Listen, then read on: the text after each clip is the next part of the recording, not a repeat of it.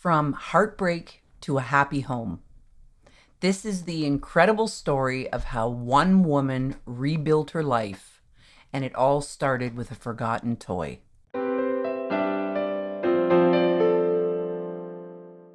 It's 2018. Angie, a 39-year-old graphic designer with 2 kids, is sitting at her kitchen table at 2 a.m. in the morning, listening to the slight hum of the refrigerator and the pitter-patter of the rain on the windows. She's eating a bowl of Fruit Loops because sometimes Fruit Loops is what gets you through chaos and middle of the night worry. The house is dark and quiet. It's peaceful, but it's lonely. Like she's the only person awake in a world that's suddenly become too big for her. Earlier that day, Scott, her husband of 12 years, told her that he wasn't sure he was happy anymore.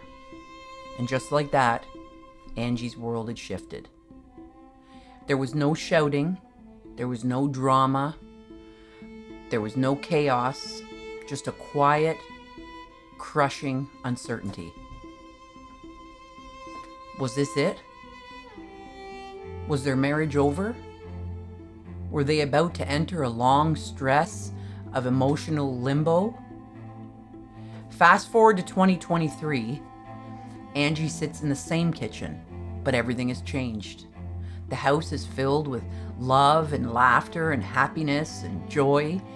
She's raising her 2 kids in a home that she built where new traditions have taken root, where holidays have a fresh sense of meaning and joy, and where family dinners are sacred and not rushed.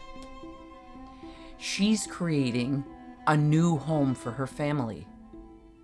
But what if I told you that Angie's transformation didn't come from some grand epiphany or a therapist's advice? What if I told you it all started with an old, forgotten toy? A jack-in-the-box, to be exact. Yep, you heard that right. Angie's journey towards healing and building this new life didn't come from a self-help book or a dramatic gesture. It all started with a dusty old toy buried in her attic. So let's rewind. It's 2018, just after Scott's confession, and Angie is in full-on panic mode. Like most of us, she dives headfirst into distraction.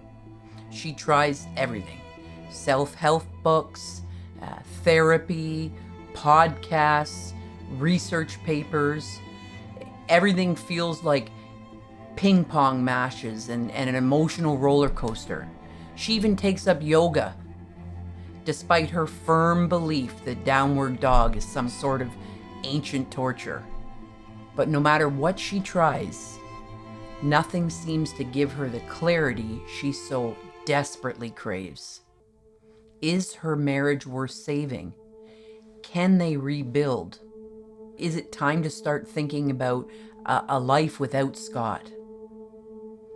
The questions are swirling in her mind.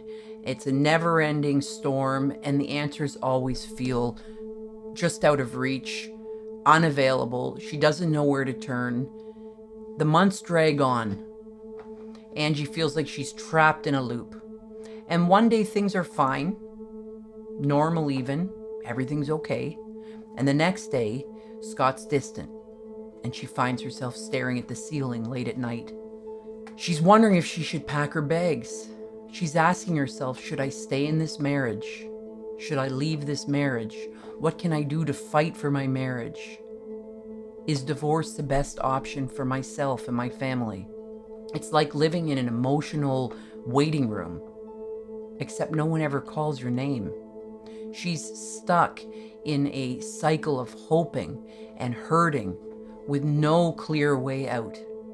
Then one rainy Saturday, Angie decides to tackle the attic. It's a distraction, something to keep her busy so she doesn't have to think about all the things that feel too big to think about. As she's sorting through old boxes, she finds something that stops her in her tracks. It's an old Jack-in-the-Box that she got as a present from her grandma when she was a little girl. Now, this isn't just any toy. This is a special toy. It's a toy she played with for hours when she was little. It's a relic of her childhood that she hasn't seen in years. Without really thinking about it, Angie cranks the handle and the familiar tinkling melody starts to play. She can feel the tension building as she waits for the clown to pop out, just like it always does. Pop! When it finally pops, she doesn't jump. She feels a strange sense of calm, a weird kind of clarity, and it hits her. Her marriage is like the Jack-in-the-Box. The tension builds, the suspense rises, and then pop! The same thing happens every single time. No matter how many times she cranks the handle, the outcome always seems the same. She has a realization. Maybe this is the point. For days, Angie can't stop thinking about the Jack-in-the-Box. It's such a simple, silly toy, but it mirrors exactly what's happening in her marriage. They have been stuck in the same loop, going through the same motions, hoping for something different, but always ending up in the same place. The realization isn't as dramatic as she'd imagined it would be. It's more like a slow dawning, a quiet acceptance of the truth that she's been avoiding. She starts looking around her home, the house that she once thought would be where her and Scott and her children live forever. She sees the potential for new beginnings, for new traditions, for a life that isn't defined by what's been lost, but by what can still be built. And that's when she decides that no matter what happens in her marriage, she's going to focus on building something solid and comforting for herself and her kids. She's going to create a home that's filled with love, that feels safe, where she isn't dependent on whether or not her marriage survives. She's going to create a wonderful home for her and her family, however that looks in the future. And over the next year, Angie quietly transforms her home. She doesn't do it all at once. There's no dramatic reveal moment. It's a slow and steady process, like planting seeds and watching them grow. She starts with small things. She clears out the clutter that reminds her of the life she thought she'd have, and she replaces it with things that reflect the life she wants now. She hangs new pictures on the wall. She starts a garden in the backyard, and she paints the kids' rooms. She asks them what color they want them painted, and she paints them. But it's not just about the physical space. Angie begins to create new traditions with her children. Sunday movie nights with homemade pizza, pancake breakfasts every Saturday, game night marathons where they end up laughing hysterically and can't breathe. And these small little rituals start to fill the empty spaces in her life, bringing a new sense of warmth and comfort into their home. One Christmas, Angie starts a new tradition. She is tired of the hustle and the bustle and the rush and the driving from one place to the other, and she asks the kids if they'd be all right making something for one another. Her daughter decides to make cookies shaped like little reindeer. Her son creates little houses and little gingerbread men made of popsicle sticks. It's not a frenzied Christmas. It's a relaxed Christmas. It's not filled with anxiety and rushing and driving and moving. That's what she's dreaded every single Christmas in the past. And that's when Angie realizes something. This is her new life. It's not grand or flashy, but it's a steady and peaceful life. It's a home filled with laughter and warmth, a home she's built from the ground up, not because she had to, but because she wanted to.